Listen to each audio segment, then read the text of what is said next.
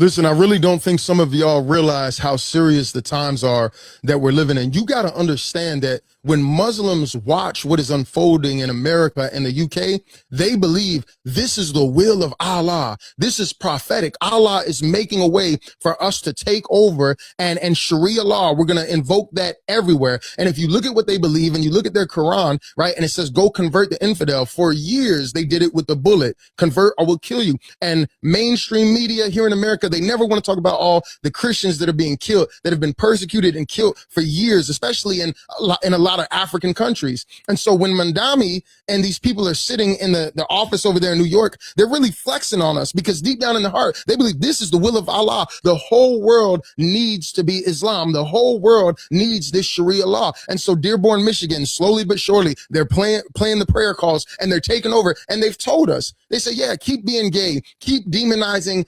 masculinity, keep having abortions. We're going to go into your countries and we're going to be fruitful and multiply like the Bible says. And we're going to have babies and we're going to grow our religion to be the number one religion. We're going to grow our population. Then we're going to do it not by the bullet, but by the ballot. And we're going to go into these countries and we're going to put mayors and we're going to vote in aldermen and we're going to vote in senators and mayors. And slowly and surely, remember the small foxes. You keep thinking, oh, it's not a big deal. Oh, it's Islamophobia. It was the same thing people thought with the LGBTQ community. Oh, just let them love who they want to love. And now it's just, they shove it down your throat. I mean, you can't go anywhere, movies, TV shows. It's in the education system, entertainment, everywhere you go. The same thing is happening. We're being rocked to sleep and we become so politically correct. Oh, we don't want to be viewed as racist that guess what? Keep your borders open. They told us that we've seen Muslims say, yes, keep voting Democrat, keep the borders open because we're going to send these people over sleeper cells. And if you go down to the border, all you got to do is go look at the videos. You got all of these military age men who are not Latino.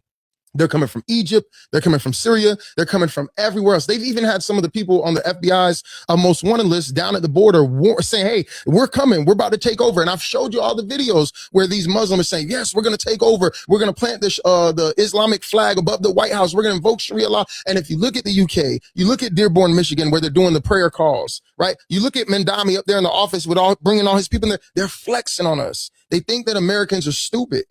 We're so woke. We're so politically correct. That guess what? That's going to be the downfall. That's why we have to speak up. That's why we have to say something. You better wake up. You better pay attention. You better pray. Some people even believe that this is biblical back to Abraham with his two sons. And that Islam comes from that other line with Hagar, and that their Mahdi is the Antichrist, and their version of Jesus that is coming back as a prophet is the false prophet. So is it possible that the Antichrist is going to come from this Islamic uprising? Something to think about.